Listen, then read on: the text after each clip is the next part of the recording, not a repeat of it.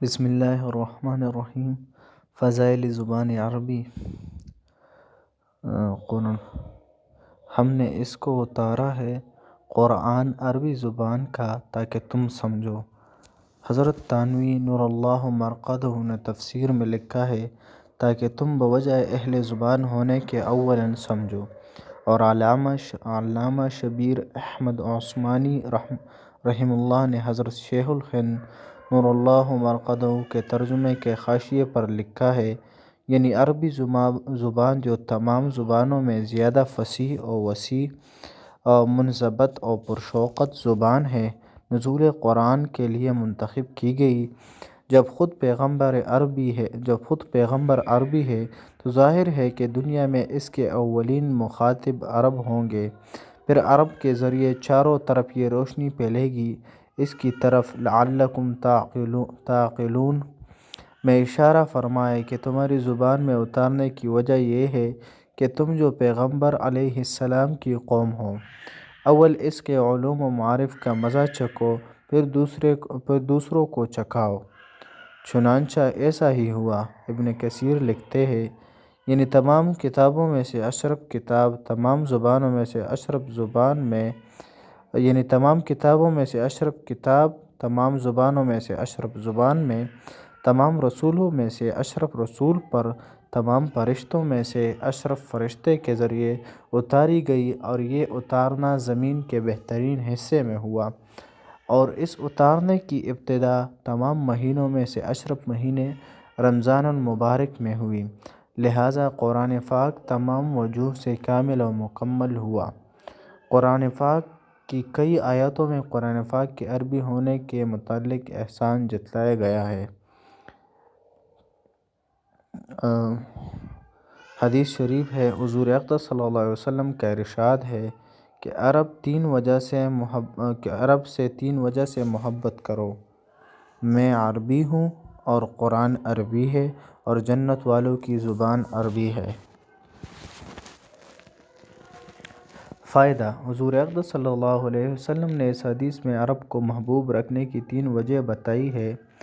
اول یہ کہ میں عربی ہوں، اور حضور اقدس صلی اللہ علیہ وسلم کی محبت جزو ایمان ہے۔ حضور اقدس صلی اللہ علیہ وسلم کا ارشاد پاک ہے کہ کوئی شخص تم میں سے مومن نہیں ہو سکتا جب تک میں اس کے نزدیک اس کے والدین، اولاد اور تمام آدمیوں سے زیادہ محبوب نہ بن جاؤں۔ اور ظاہر ہے کہ جب کسی سے محبت ہوتی ہے تو اس کی ہر چیز محبوب ہوتی ہے، اس کی چال ڈال، اس کا کھانا پینا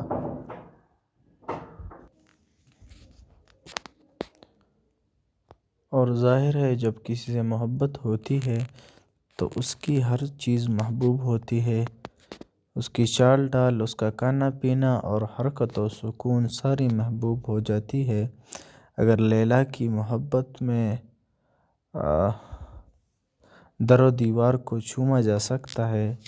تو حضور اقدس صلی اللہ علیہ وسلم کی کون سی چیز ایسی ہوگی جو مسلمان کے دل میں رچی ہوئی نہ ہو۔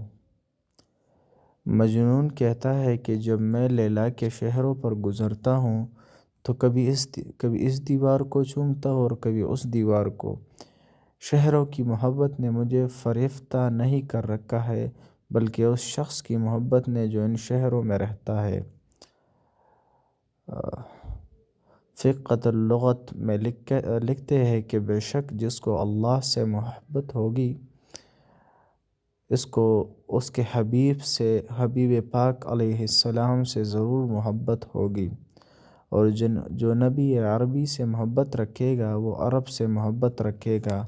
اور جس کے نزدیک عرب محبوب ہوں گے تو اس کو عربی زبان ضرور محبوب ہوگی، اور جس میں افضل الکتب افضل العرب والعجم صلی اللہ علیہ وسلم پر نازل ہوئی ہے،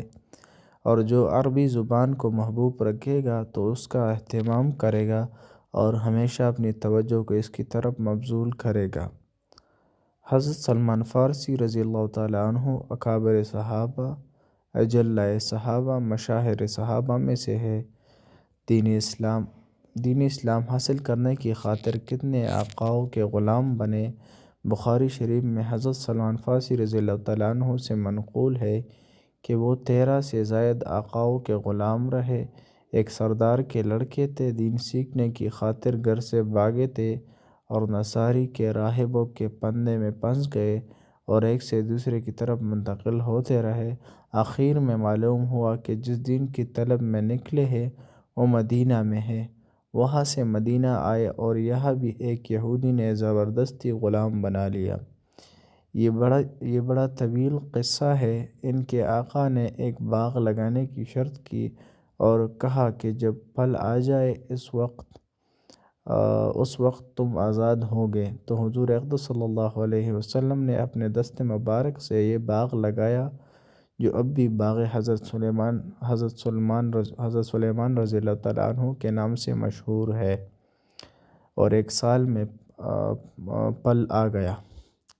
نیز قرآن پاک میں سورہ محمد کی آخری آیات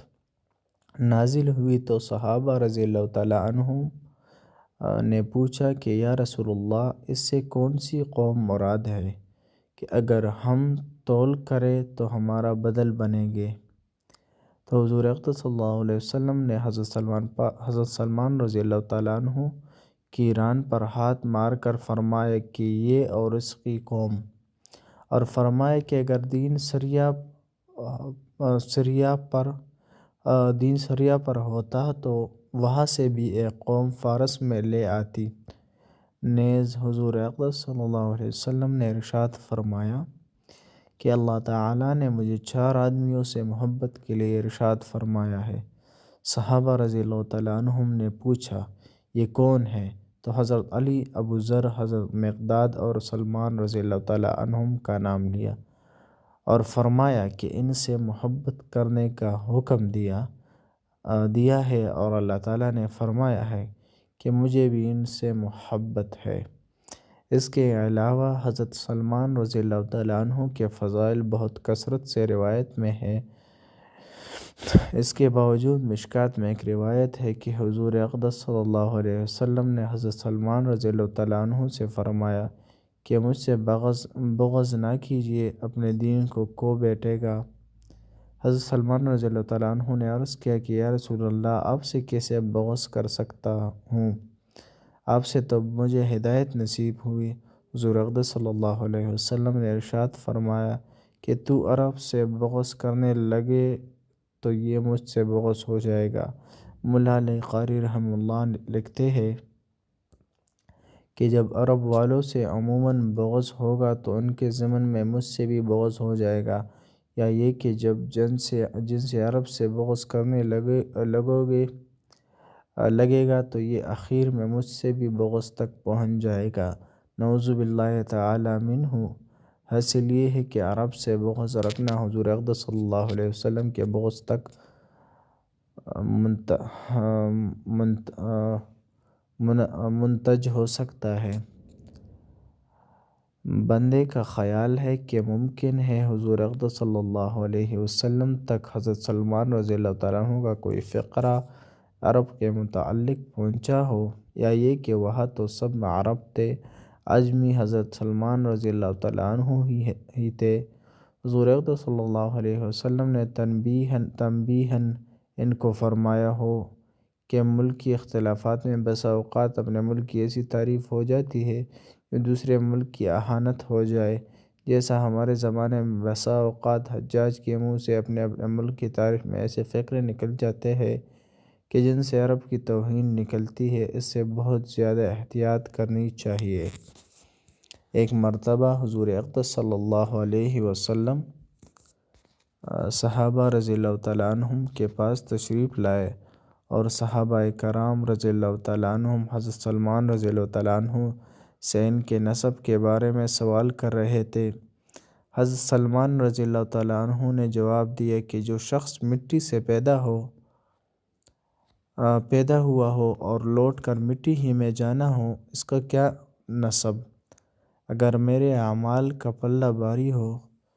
تو کیا ہی اچھا ہے میرا نسب،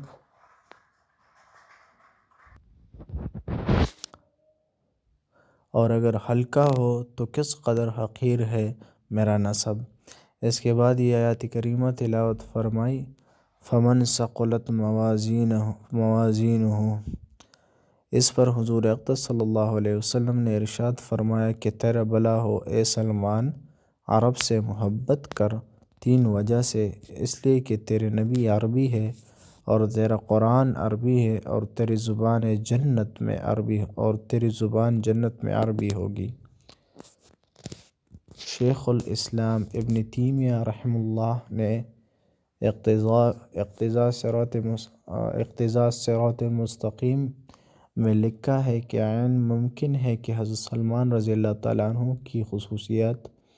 اس وجہ سے ہو کہ ان کے فضائل بہت کثیر ہے۔ جب فضائل کثیرہ کے باوجود ارشاد فرمایا ہے تو ان کے علاوہ اور اجمی لوگوں کے لیے تنبیہ ہو جائے، اس لیے کہ اللہ تعالیٰ کو معلوم تھا کہ شیطان اس قسم کی چیزیں پیدا کرے گا۔ ایک روایت میں یہ بھی آیا ہے کہ جو عرب والوں کو دھوکہ دے وہ میری شفاعت نہیں پا سکے گا اور اس کو میری محبت بھی نہیں پہنچے گی۔ ترمذی نے اس پر کلام کیا ہے، مگر مولا علی قاری رحمہ اللہ نے لکھا ہے کہ اگرچہ روایت ضعیف ہے مگر فضائل میں معتبر ہے، اور اس کے علاوہ اس کے ہم معنی بہت سی روایتیں ہیں جو تواتر معنوی تک پہنچا دیتی ہے،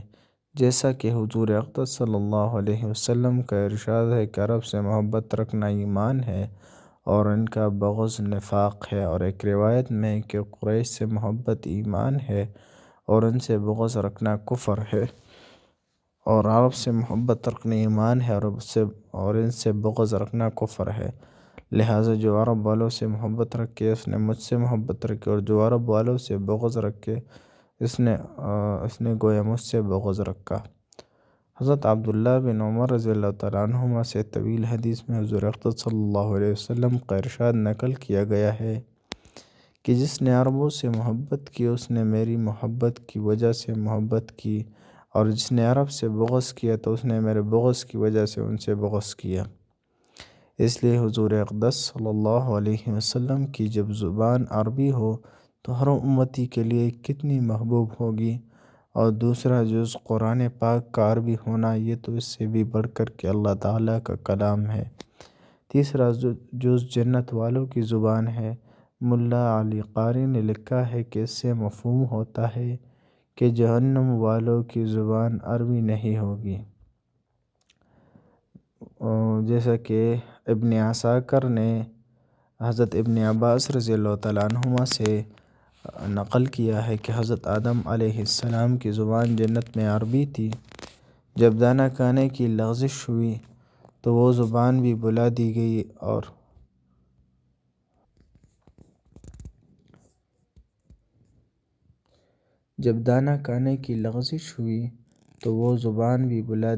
اور سریانی میں کلام فرمایا۔ جب توبہ قبول ہو گئی تو اللہ جل شانہ نے پھر عربیت ان کی طرف لوٹا دی۔ اس سے بڑھ کر عربی زبان کی اور کیا فضیلت ہوگی کہ حضرت آدم علیہ السلام جب تک جنت میں رہے ان کی زبان عربی رہی، اور جب خطا کی وجہ سے جنت سے نکال دیے گئے تو عربی زبان بھی چھین لی گئی اور توبہ کے بعد لوٹائی گئی۔ حضرت جابر رضی اللہ تعالیٰ عنہ سے مروی ہے کہ حضور اقدس صلی اللہ علیہ وسلم نے آیات قرآناً عربیہ تلاوت فرمائی، پھر فرمایا کہ یہ عربی زبان حضرت اسماعیل علیہ السلام کو الہام ہوئی تھی۔ فائدہ: اس میں ایک اشکال ہے، وہ یہ کہ امام بخاری نے باب واتخذ اللہ ابراہیم خلیلا میں جو طویل حدیث حضرت ہاجرہ اور حضرت اسماعیل علیہ السلام کے بارے میں مکہ مکرمہ کے لق و دق میں میدان میں چھوڑ جانے کے متعلق لکھی ہے، اس میں یہ لفظ وَشَبَّ الْغُلَامُ وَتَعَلَّمَ الْعَرَبِيَّةَ مِنْهُمْ۔ اس کی شرح میں حافظ ابن حجر نے لکھا ہے کہ اس حدیث سے اس روایت کی تضعیف معلوم ہوتی ہے جس میں وارد ہوا ہے کہ حضرت اسماعیل اول من تکلم بالعربیہ ہے، جیسا کہ ابن عباس رضی اللہ تعالیٰ عنہما کی حدیث میں ہے، جس کو حاکم نے نقل کیا ہے، اور زبیر ابن بکار نے حضرت علی رضی اللہ تعالیٰ عنہ کی حدیث سے نقل کیا ہے۔ اس قید سے یعنی مبینہ کے لفظ سے دونوں حدیثوں میں جمع ہو سکتا ہے کہ حضرت اسماعیل علیہ السلام کی روایت با اعتبار زیادتی فی البیان کے ہے، نہ کہ اولیت متعلقہ۔ حاصل یہ کہ اصل عربی انہوں نے جرہم سے سیکھی، اس کے بعد اللہ تعالی شانہ نے فصیح عربی زبان کا الہام کیا، اور اس کی تائید اس روایت سے بھی ہوتی ہے جس کو ابن حشام نے نقل کیا ہے کہ حضرت اسماعیل علیہ السلام کی عربیت یارب بن قحطان اور حمیر اور جرہم کی عربیت سے زیادہ فصیح تھی۔ اس کے بعد حافظ نے 2-3 احتمال اور نقل کیے ہیں۔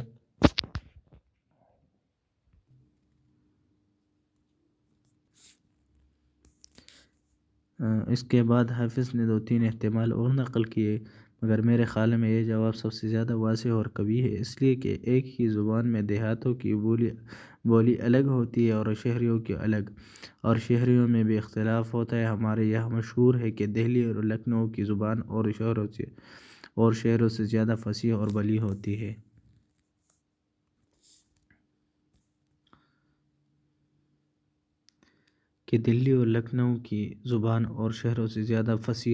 ہوتی ہے۔ یہی